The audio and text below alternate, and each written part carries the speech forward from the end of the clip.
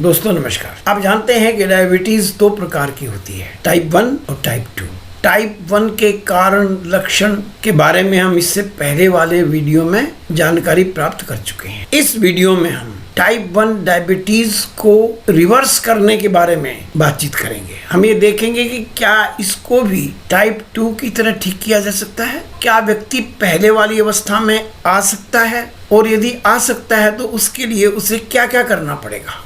यदि आप इसकी पूरी जानकारी चाहते हैं तो आप इस वीडियो को लास्ट तक देखिए, क्योंकि लास्ट में मैं आपको एक स्पेशल टिप देने वाला हूं, जिसके द्वारा आप निश्चित रूप से टाइप 1 डायबिटीज को ठीक कर पाएंगे। दोस्तों, मैं Jitendra Sharma, certified yoga teacher, acupressure में MD, health Gurukul YouTube channel पर आपका स्वागत करता हूँ। यदि आपको आज का वीडियो अच्छा लगे तो इसे लाइक कीजिए, शेयर कीजिए, हमारे चैनल को सब्सक्राइब। चलिए आज का वीडियो शुरू करते हैं। दोस्तों, टाइप 1 डायबिटीज एक खतरनाक समस्या है, खतरनाक बीमारी है, जो प्राय छोटे बच्चों में और 14-15 साल तक के किशोरों में पाई जाती है। इसके अंदर पैनक्रियाज बिल्कुल भी इंसुलिन नहीं बनाता, जिसके कारण से इस बीमारी के पेशेंट को इंसुलिन पर डिपेंड करना पड़ता है। उसे जिंदगी भर बाहर से इंसुलिन लेना पड़ता है। हम सबसे पहले एक बार जानकारी प्राप्त करेंगे कि इसके लक्षण क्या है, सिम्टम्स क्या क्या, कैसे पता लगेगा एक आम आदमी को इसके बारे में। इसमें सबसे पहला लक्षण है कि बच्चा इसमें बहुत ज्यादा थक जाता है, उसे बहुत ज्यादा प्यास लगती, बहुत ज्यादा भूख लगती है और उसे बार बार वॉशरूम जाना पड़ता है पेशाब करने के लिए। उसकी आंखों की ज्योति कमजोर हो जाती है और यदि उसे कोई घाव हो जाए तो वो आसानी से भरता ही नहीं है। इन कारणों के अंदर से यदि कोई कारण आपको दिखाई देता है तो आपको तुरंत डॉक्टर से संपर्क करना चाहिए और अपनी शुगर लेवल को जांच करवानी चाहिए। हम इसके कारण के बारे में बात करना चाहते हैं। हमारा जो डाइजेस्टिव सिस्टम है वो भोजन को पचा करके खून में भेज देता है, और जो हमारा खून है वो उस पचे हुए भोजन को ग्लूकोज की फॉर्म में प्रत्येक कोशिका तक पहुंचा देता है, लेकिन कोशिकाएं उसे अपने अंदर प्रवेश नहीं करने देती। यहाँ पर रोल आता है इंसुलिन का, जो पैनक्रियाज के द्वारा पैदा करके और रक्त में मिला दिया जाता है। पैनक्रियाज के बीटा सेल इंसुलिन को पैदा करते हैं। ये क्या काम करता है? ये कोशिका के दरवाजे पर जाकर के उसके ऊपर लगे हुए ताले को खोलता है और ग्लूकोज को अंदर जाने का इजाजत देता है, जिससे ग्लूकोज अंदर जाकर के भोजन का ऑक्सीडेशन कर सके और जिससे ऊर्जा पैदा हो सके। लेकिन टाइप 1 में जो ये बीटा सेल हैं ये मर जाते हैं किसी न किसी कारण से, जिससे ये इंसुलिन पैदा ही नहीं कर पाते और व्यक्ति को इंसुलिन डिपेंडेंट टाइप 1 डायबिटीज हो जाती है। इसके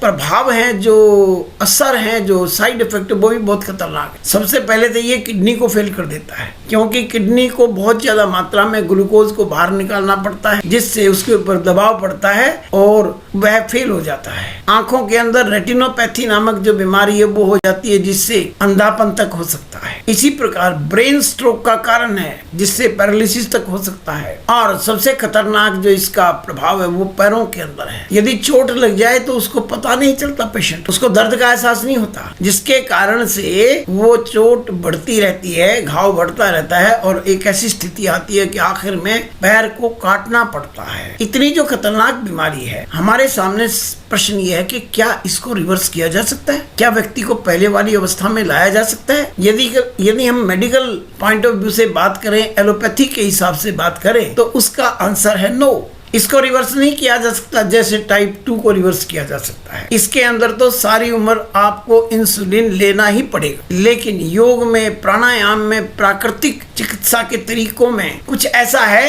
कि जिससे इसको ठीक करने की संभावना पैदा होती है।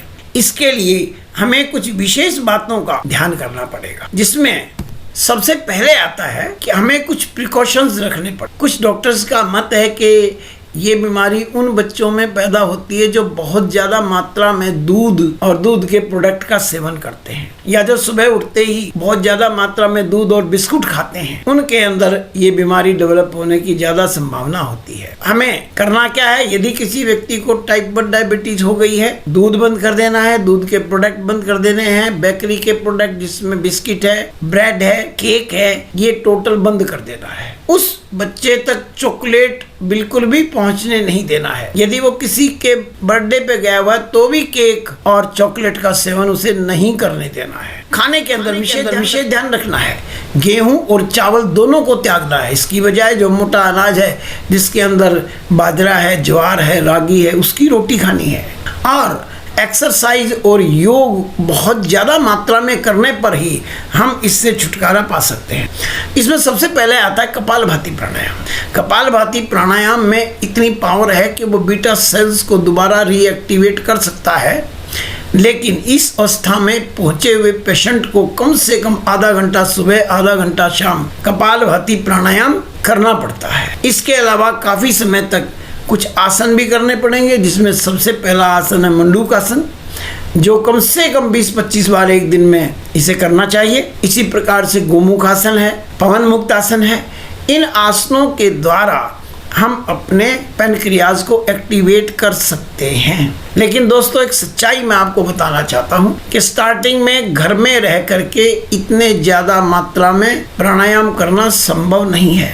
और यदि बच्चे की आयु कम है, वो है ही 2-3 साल का, तो वो प्राणायाम कर ही नहीं सकता है। इसकी आखिरी जो टिप है वो बताने से पहले मैं आपको ये बताना चाहूँ, जैसे डायबिटीज़ में एक्यूप्रेशर काम करता है, वैसे इसके अंदर भी एक्यूप्रेशर टाइप 1 में भी काम करता है। पॉइंट सेम है। जैसे बायां हाथ है तो इसमें रिंग फिंगर के नीचे लाइफ लाइन तक आकर के यहाँ पर हमें इसको दबाना है। देख लीजिएगा, ये पॉइंट है।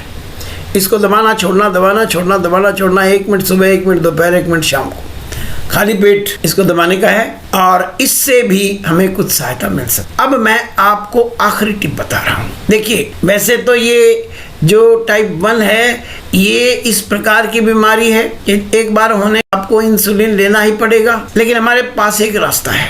पतंजलि योग पीठ में स्वामी रामदेव जी के निर्देशन में 15 दिन के शिविर लगते हैं, जहाँ पर उस पेशेंट को रखा जाता है। वहाँ डॉक्टर्स उसकी देखभाल करते हैं।